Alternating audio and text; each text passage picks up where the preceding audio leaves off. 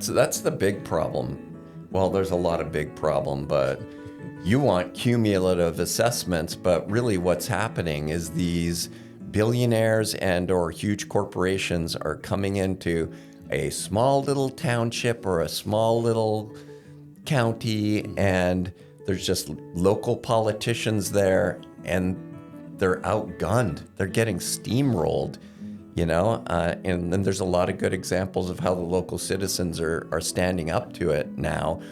But really, that seems to be the game plan, is that they can, they have money. They can just go in, and if you're a small little poor little community, you need the tax money. Any business is good business. I mean, it sounds good. But if this happens 10 times along the river all the way up into the headwaters, what are the cumulative effects, and who is regulating that? Nobody, it seems like. Yeah, precisely. I don't think that our regulatory schemes are set up to manage something of this scale, and I think that's part of the concern, and that's why you're seeing some states consider a moratorium, and then where that's, it's tough for a legislator or a politician to have to say, gosh, we're going to turn down millions of dollars to our local economy if we say no. But if we say yes, what are the costs? And that's, I think, what we need to be clear on, what the true costs are. And then how much, we're not anti-AI. I recognize that there's plenty of value that can come through AI. I think it has its limits, though, because it is a consumptive industry. We need to understand what's the carrying capacity. How much can a watershed or a river carry of data centers before it's tapped out?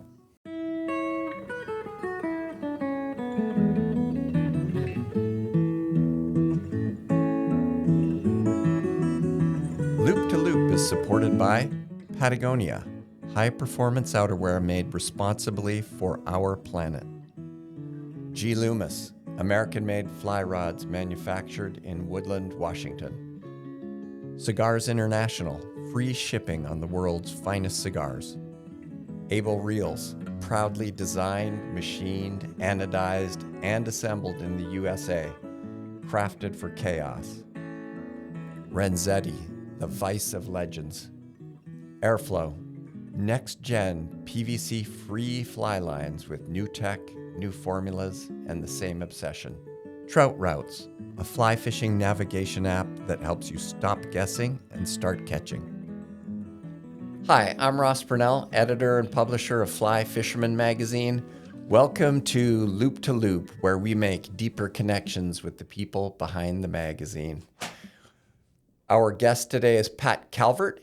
He is the Virginia Conservation Director for American Rivers, and he is here with us today to talk about data centers.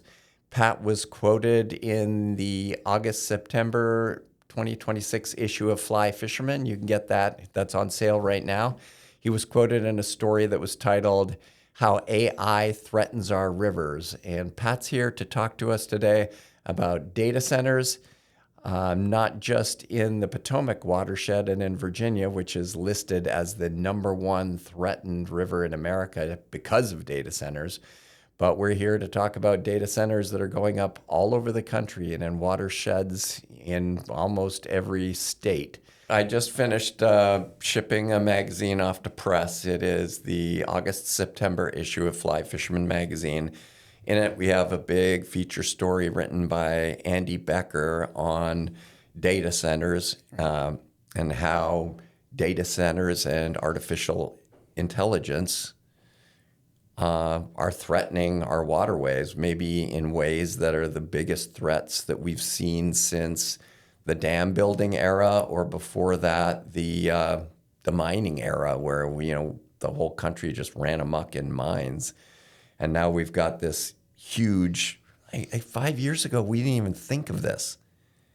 I didn't think of this 18 months ago. And then all of a sudden, on all of my home rivers, where my house is, on the Quiddy, where I go fishing, everywhere, on the Tacona de Gwinnett, on the Juniata, everywhere there's water, they want a data center, and they have an insatiable need for electricity, and they want water to cool their data centers. And these are huge facilities. I know you're here to talk about Virginia, but where we're going, I'm taking you fishing today at my favorite spot on the Juniata River, and it's in Watts Township. And right now there's a proposed 10 building data center that's going up there, that just the buildings are going to cover 300 square feet on 288 acres on my favorite stretch of river. And they pick it because the land's cheap and they think they're going to get the water cheap. And I go there because there's nothing there. And it seems like they're threatening every place that's near and dear to me. I hear you, and I think there's a growing sentiment across the country. People are concerned about data centers.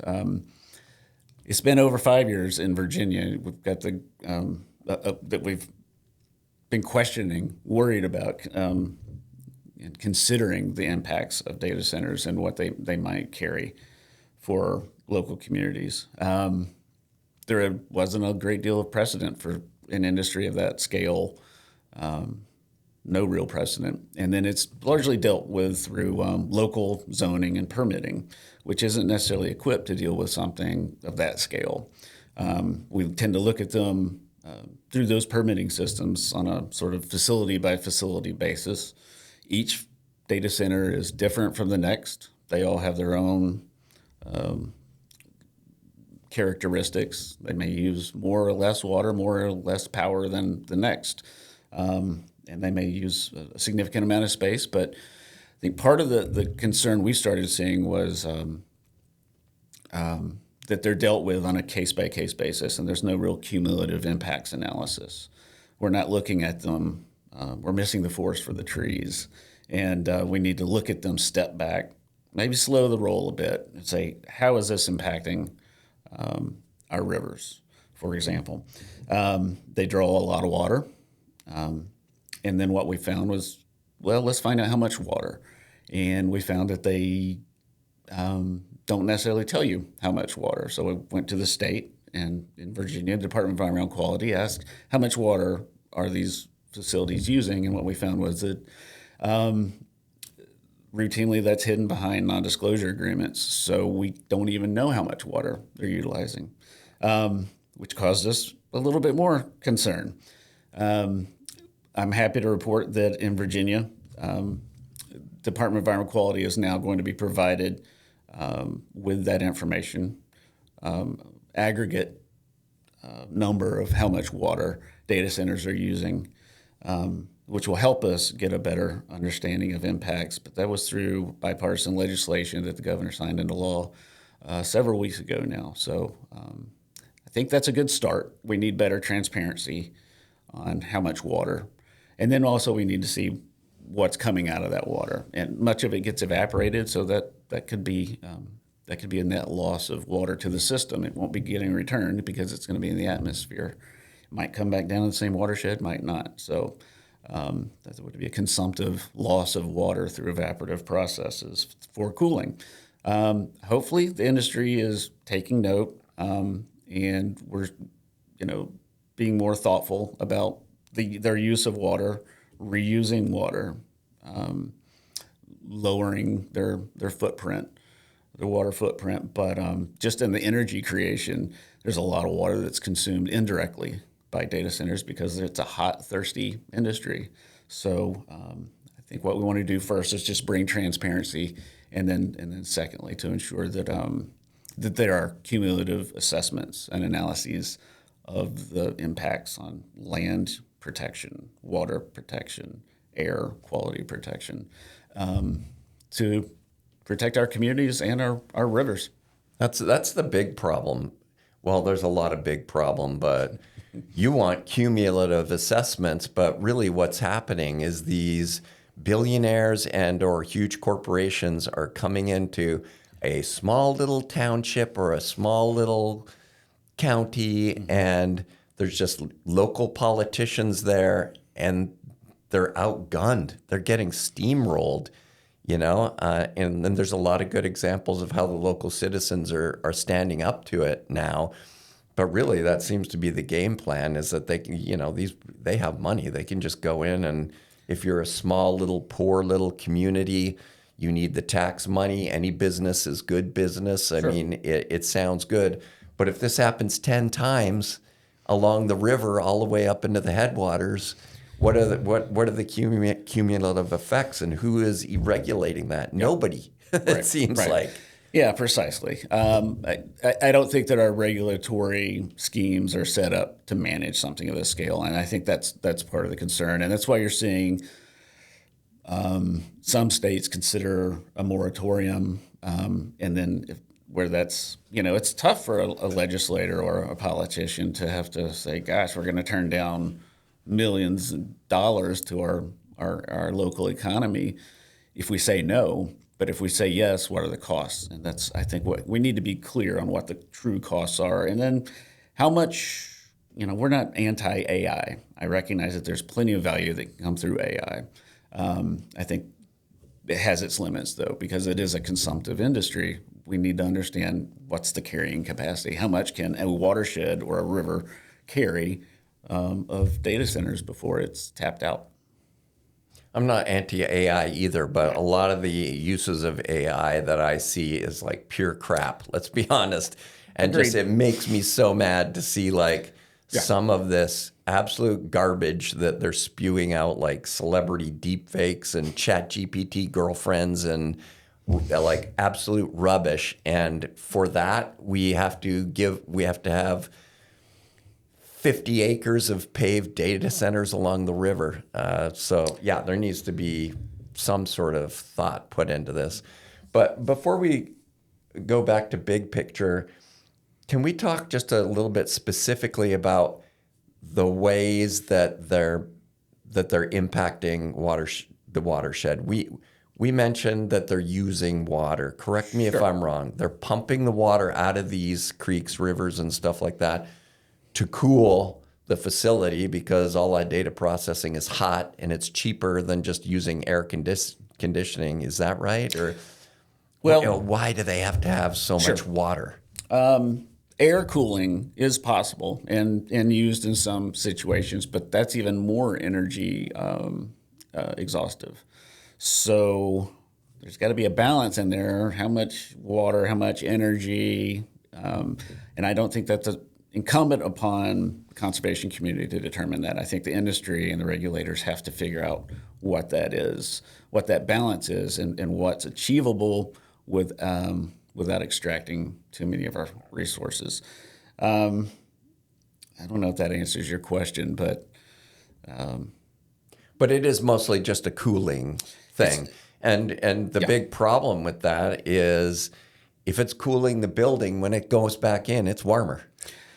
Definitely warmer. They can reuse it. There are ways to, there are different cooling technologies. Some of them are evaporative. There's closed loop, and then even within the closed loop cooling systems, there are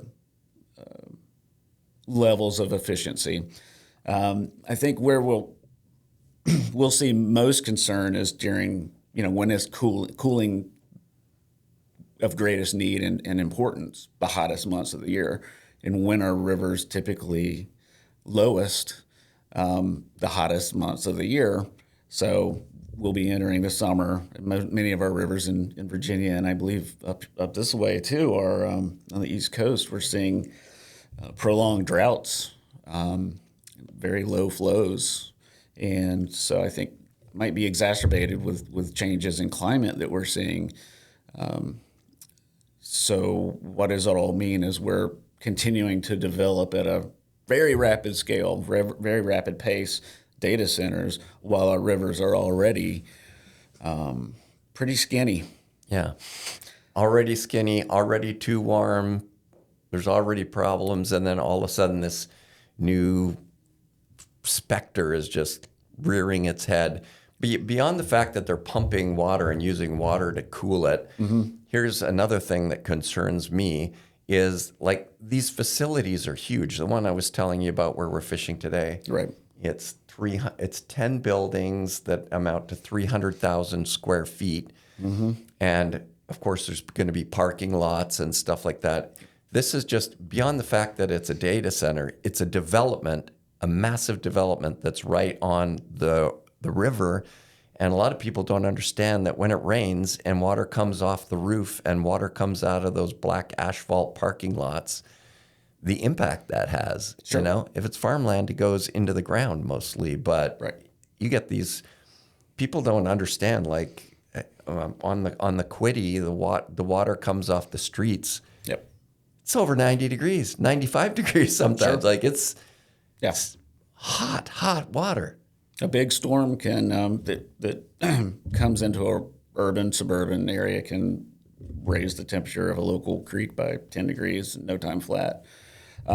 So yeah, the impervious nature of data center development is just like any other land use that's going to be heavily impactful. It's just going to make that land not infiltrate, not allow that water to infiltrate and slowly seep in. It's just going to wash it right off.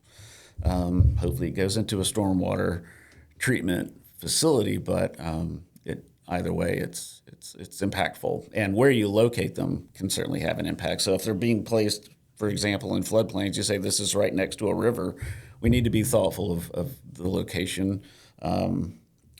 They're obviously that there's interest in placing them on property and land that is as cheap as possible, has plenty of access to energy and access to water.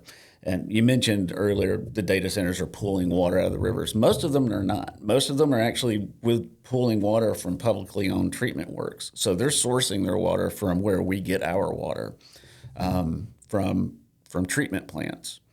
So the cost of expansion and upgrades to those plants is going to have to be paid. You know, those costs are going to be borne somewhere. So we have to, I think, work out and have those hard discussions too, as to, at least in Virginia, I'll say this, it's holding up our whole budget as to how much data centers should or should not pay. I'm not here to necessarily weigh in on how much they should pay, but they should be at least operating in transparency so that there is public trust and that we can work together to find a path forward so that data center, we're under no belief that we're going to shut down data centers, and that's certainly not our goal. Our goal is to make certain that they're done thoughtfully and with that in a way that's protective of our rivers and our communities. And not in a mad rush. I mean, development is inevitable. We've all seen it happen Sure. on our rivers. Slowly, stuff is getting built up and things get developed. I've seen it like on the Latort. You know, it's like everyone's like, what happened to the Latort? Well, there's a big Home Depot and there's a huge parking lot now, and it's not the same. Right. It's not the same. It's paved now. The watershed is all filled with houses and shopping malls and stuff like that. And it creeps up on you slowly. The concerning thing with the data centers, it's not slow. Like it seems to be an avalanche. It's a swift change in land use. So otherwise land, forested land or farmland that's converted, rezoned, and oftentimes made to be from pervious, where the water can slowly soak in and become filtered and slowly work its way to a river, becoming cleaner in the process, is swiftly moved off the land. Hopefully goes through some sort of stormwater treatment, but it's not the same. So yeah, we have to be thoughtful, and we have to have the capacity within our localities to deal with these permitting processes. They're under a great deal of stress, I think, in order to approve these things in a timely manner, and most localities don't have the capacity and the people power to get these done in a way that's necessarily protective. So I think that's where we need to slow our roll a bit and make certain that we have the capacity to do these things, not only the human capacity, but the natural resource capacity to deal with the risks that they might create. And I'll say this: data centers oftentimes add things to water, biocides. They may be exposed to PFAS, which is the forever chemicals that we read about all the time, and other potential toxic substances that could be coming out of the other end.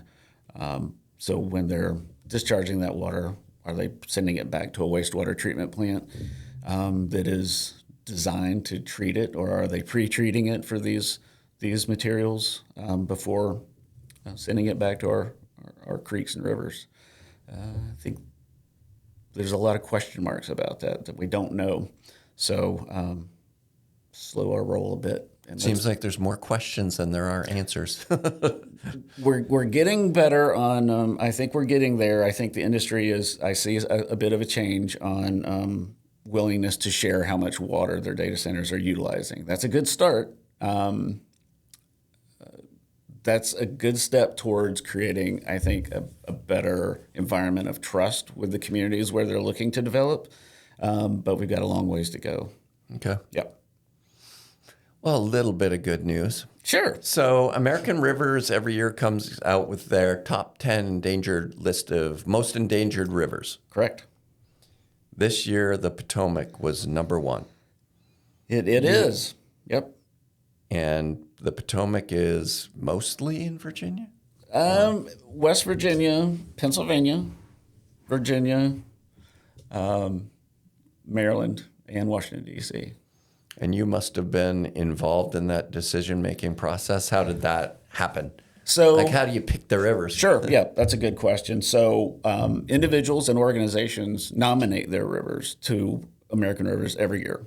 We open up a period of time where, hey, if your river if you believe it's endangered because of a particular threat that you're encountering, then you can nominate it. And then we go through that list and we select based on, it's a year-long campaign. So within that year, can we bring about policy, and not we, but is American Rivers and our partner organizations that we work with in the campaign development, are there realistic benchmarks that we think that could be met to reduce that risk and to bring about meaningful change?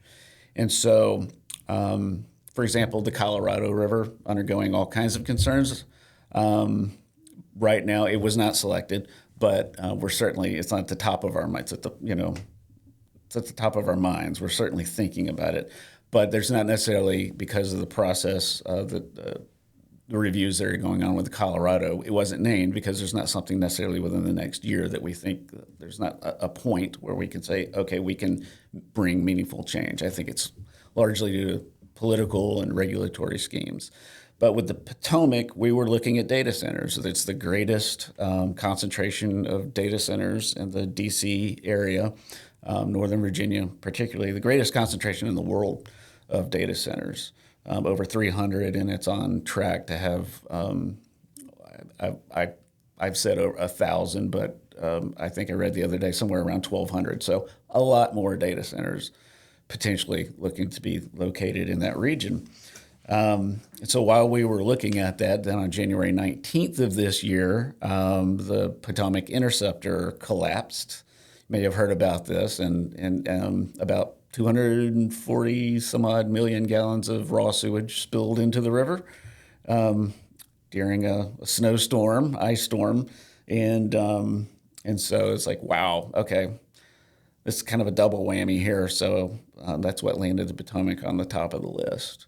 I did not hear about the sewage. Okay, so wow, yeah, it was during the snowpocalypse that was happening. Unfortunately, it did occur during a time when people were not out on the river much. It was very cold and icy, and so if it were to happen right now, on a nice warm day, then I would imagine a lot of people could have been potentially exposed. So kind of dodged a bullet on the human exposure, direct exposure, but we saw millions, hundreds of millions of gallons of raw sewage pour into the river, and so we've been making huge steps forward in improving the health of the Potomac over decades now, and one infrastructure collapse like that can really set things back in a very short amount of time, whereas data centers are more of an insidious kind of here, there, everywhere. What's all this adding up to? little harder to follow. But with the sewage infrastructure collapse, we saw a pretty significant point source discharge. It took months to get that stopped. The C&O canal was being used to divert the sewage, an old historical canal that wasn't designed to carry sewage, but was basically just fortunately it was there to at least divert the sewage from going directly into the river. But, an old stone clay-lined canal isn't really going to separate it. So there's a great deal of cleanup underway to fix that. But what we found is that infrastructure throughout the country, particularly old cities that have old infrastructure, many of these, it's out of sight, out of mind. These pipes are underground, and we need to be thoughtful about where they are and make certain that they're repaired, maintained as needed. So this location where all the sewage went into the river, was this right in Washington, D.C.? It was upstream of Washington, D.C. Technically, it was in Maryland, but this Potomac interceptor was over 60 years old with a lifetime of about 50 years, so it was already a decade past due for repairs and replacements. It was known that there were repairs that needed to happen on it, and it collapsed. A pipe that's 6 feet wide. So this is a huge pipe. Nasty. Yeah. Yep. And it just started bubbling up, and all of a sudden, overnight, people are like, whoa, what's going on? During a snowstorm. They were able to divert it into the canal, and then it was mid-April before they were actually able to stop it. So we're talking a long time of that thing discharging. And the cleanup is happening, but we would like to make certain that the programs that are provided through Congress are fully appropriated so that not just D.C., but other communities that have old infrastructure and sewage infrastructure, wastewater and water infrastructure are funded to the point that localities are able to keep them operating properly. Summer is officially here, and that means outdoor gatherings on weekends, long evenings on the river, and fishing trips with buddies. It's a great time of year to enjoy a cigar with friends. We're proud to have Cigars International as a sponsor and supporter of Loop to Loop, and for me, there's no better time to smoke a cigar than when I'm waiting for the evening hatch or drifting down a river. Cigars International makes ordering cigars easy with the largest selection of premium handmade cigars and free shipping on every order. They make cigars approachable and fun with expert guides, staff reviews, and helpful advice. They make sure that every cigar I smoke is a great one. And they also have accessories and humidors to elevate your smoking experience. You can support this podcast and get 20% off your order by using the code FLYFISH at checkout, or just visit cigarsinternational.com/flyfish, and the discount will automatically apply. Now, when American Rivers makes the Potomac the #1 most endangered river, they're not just talking about the main stem. I mean, people need to get in their minds that this is all of the little tributaries that are in 4 states or 5 states. Yeah. And this is where millions and millions and millions of people live, and this is your rivers. Millions of people rely on the Potomac for their drinking water, their primary drinking water source. And DC doesn't really have a backup source. That's it. So that discharge happened downstream of their intake for drinking water for all of the DC metro area. And had that occurred upstream of that, we probably would have a very different conversation. That the impacts to the Interstate Commission for the Potomac River Basin, according to their estimate, it could have cost billions of dollars if that had disrupted their drinking water source. It's scary to think that whole watershed is that. I mean, these are some of my most sacred, memorable places. I've spent a ton of time up in West Virginia on the North Branch of the South Fork. Yep. Up in Monongahela National Forest and beautiful areas. The Trough, South Branch. Yeah. Yeah, and people don't think of that as the Potomac, but it is the Potomac, and Yep. like the Lost River and all that stuff up there. This is beautiful, undeveloped, really amazing landscapes and Yep. rivers that need to be protected. Still is. And there are a lot of small rivers that drain out of Northern Virginia where these data centers are being located. Some of them are closer to the Potomac itself, but they're all sourcing their water from water that would end up in the Potomac. So I've heard of death by a million cuts. We want to prevent that.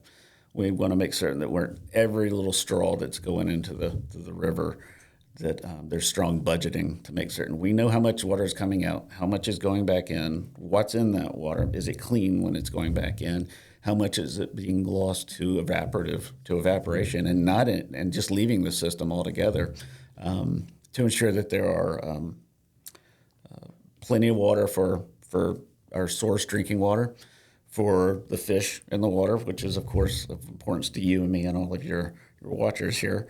And listeners, but I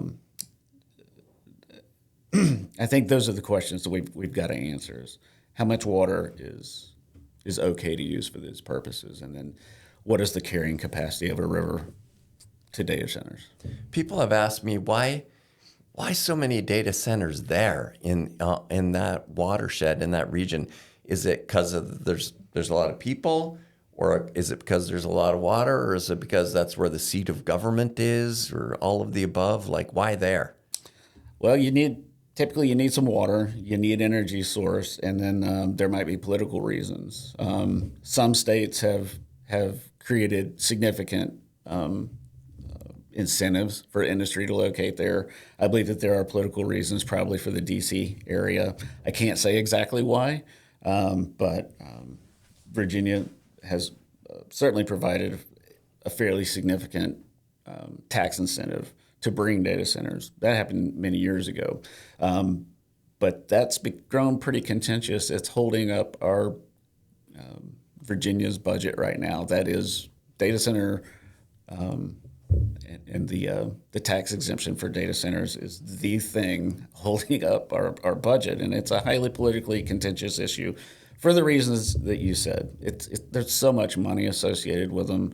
Localities, particularly rural localities that have limited amounts of funding, are going to, it's hard to say no to something like that. Yeah. The companies that want these are Google and all Microsoft and Apple and all the big tech companies. Yeah, it's the most wealthy companies in the world. So it's hard to say no. Yeah, I understand the pressure that electeds are under, but at the same time, we need to be thoughtful of what are the actual impacts. And I think part of that is we don't know. And we haven't slowed because there's such a rush to develop these things, because it's just growing. Some say it's a bubble that's going to burst. We'll see. That's not what these big corporations are betting on. Today's episode is supported by Just Add H2O, the go-to name in synthetic fly tying materials. From fibers such as Steve Farrar Blend and Flash and Slinky to a wide array of tying brushes, Just Add H2O offers exceptional durability, unmatched color selection, and performance only synthetics can offer. These materials hold up and fish well in any water, from the flats to the Bolivian jungle and every trout stream in between. Look for Just Add H2O at your local fly shop or at renzetti.com. It's an incredible David and Goliath situation. And to be clear, the Potomac's number one on the list because of this concentration. But this is happening everywhere in every state. And it's less in some states. And to me, it seems like if you're in a real dry state, there's not a lot of clamoring to put data centers in there. Like in my mind, it's like, put them out in the desert in Nevada. And that would be great, but it's already 120 degrees there, and that's their problem. That they don't want the data centers there. They're looking to locate in many, many places, including areas that have a significant water scarcity issues. We always have considered the East, I think, to be water plentiful, but as I mentioned earlier, I think we're seeing some impacts of changing weather, climate change, if you will. But our rivers are in Virginia. We've seen very low flows and continuing to see them right now. So, and the Potomac has seen a prolonged drought. Most of the state of Virginia right now is under a drought or a severe drought warning. Huh. I've lived here 20 years. I've never seen it this dry. It's very I low. can barely get a lot of rivers, I can't get my raft down right now. It's June. I passed over some bridges on the way here, and I was like, "Yep, there's the bottom." I mean, you could see all the way.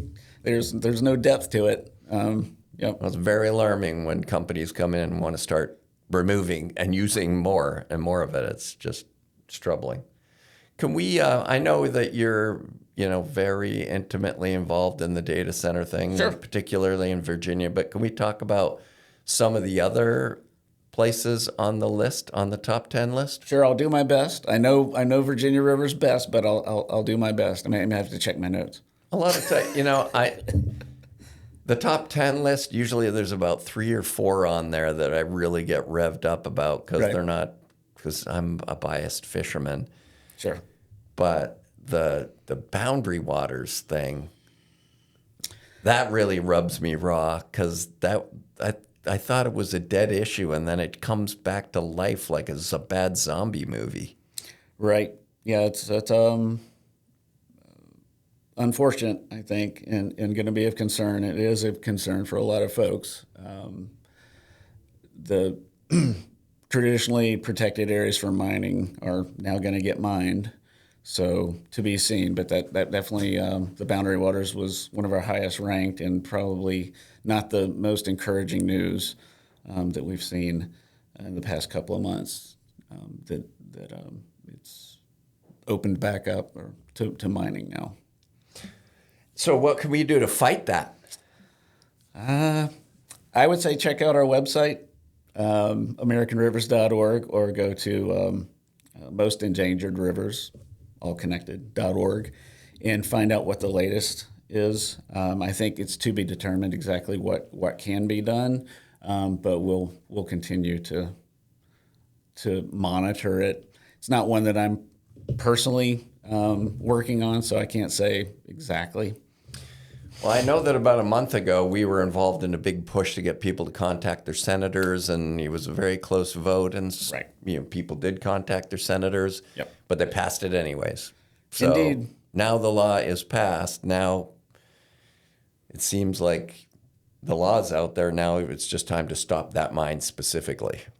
I would believe that it's probably going to change to a more local level, but I think we have to continue pressure at the federal level. And then, not here to tell anybody how to vote, but rivers don't speak, rivers can't vote. And so it's up to us. It's incumbent upon us to make certain that we vote for our rivers. So I'll leave it at that. I mean, why put a sulfuric acid mine in there of all places? It's one of our last sort of pristine, the boundary waters canoe area. Yep. There's no place like it. It's a one-of-a-kind jewel of North America.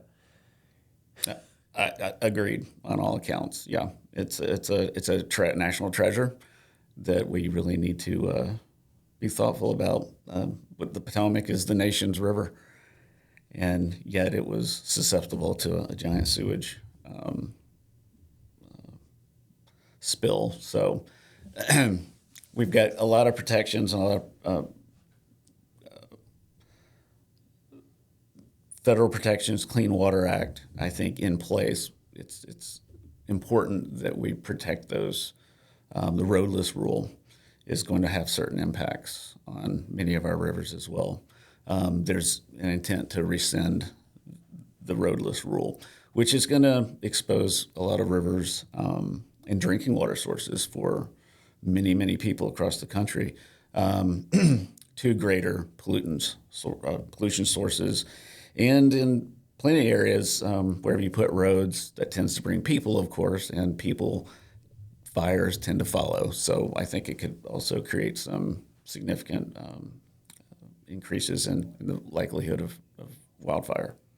Yeah, the roadless rule is a huge one. It is. And American Rivers is involved in that battle right now? Absolutely. Yep. We will remain so. It's looking like it will potentially be rescinded. Certainly the wheels are in motion. I think what we'll need to do is similar to what you mentioned before.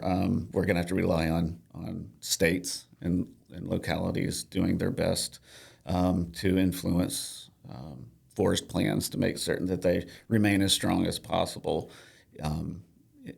if and when the rule is rescinded. A lot of people don't. They hear roadless rule, and it sounds very ambiguous, and a lot of people don't understand the concept. But basically, the roadless rule is a law that protects a huge amount of wilderness areas Right.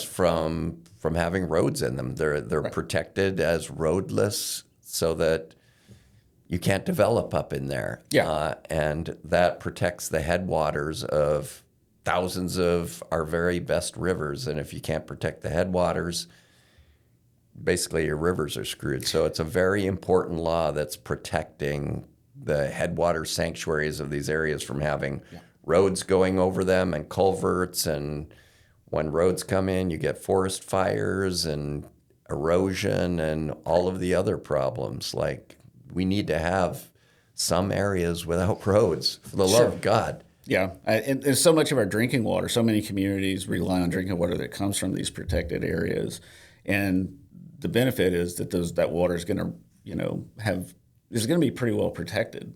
When you start adding in roads and creating potential sources for pollution, sediment pollution, and otherwise, then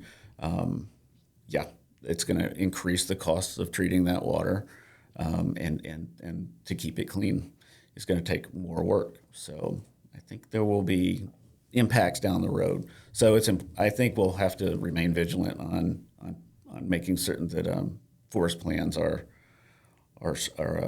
strong enough to keep these rivers and drinking water sources clean.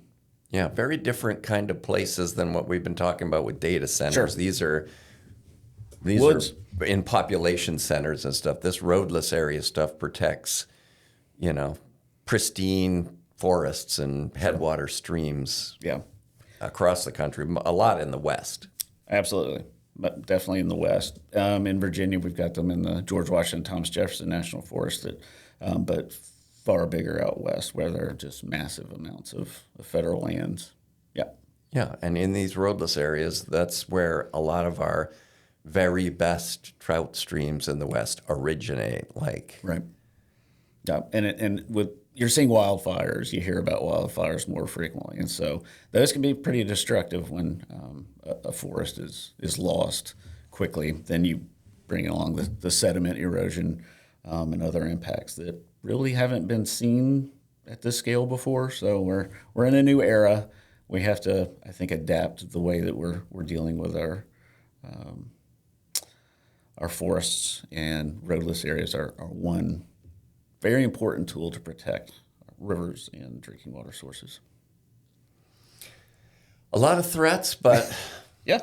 hopefully this podcast wasn't a big downer for everybody. I'm sorry, I know I kind of vented, but I'm so concerned about a lot of this stuff, and I think people should be concerned. Sure. They should be perusing your website and getting involved in these issues.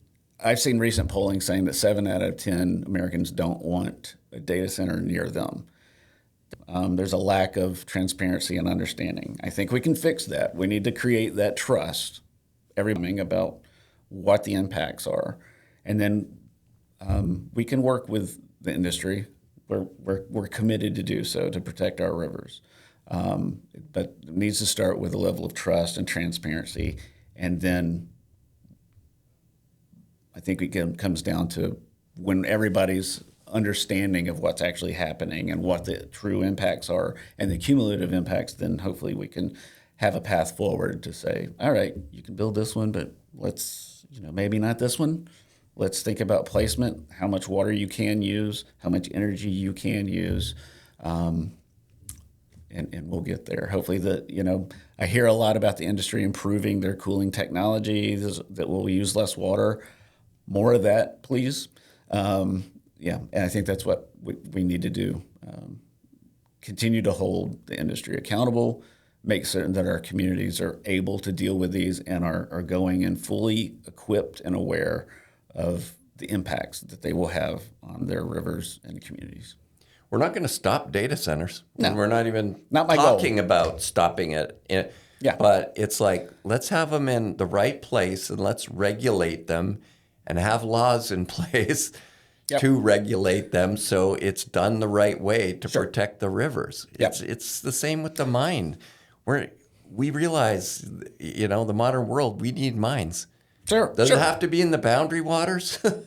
Agreed. Let's put these things in the right places and do them the right way. Right. Yeah. We're not going to stop AI, but I think we do have to have some conversations as a society about what is appropriate AI, what's societally beneficial AI, and what's generative garbage that means nothing. But one query on whatever AI platform you may choose. I'm not picking on any AI platform, but one query equals how much energy and how much water. I think we need to really think in those terms because I've seen various accounts, and some are very exhaustive and use a lot of resources, and some less. So I think we have to have those hard conversations, and it needs to be better regulated. We can't rely on localities to deal with development at this scale. I think there has to be greater state and management of these, and what we're going to need governments to step in and make certain that this is happening at a responsible level. Well said. Thanks. I appreciate it. Thanks for coming in. One of my tasks, one of the things I get to do with every podcast is give our guests a bottle of wine. Ooh.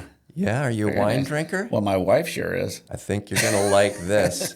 And this is a Giannata red wine from the Ballard Canyon in California. It's a very sophisticated, small little, you've heard of Napa Valley, obviously. I have. But this Ballard Canyon is like a small little place in, like near Santa Barbara, California.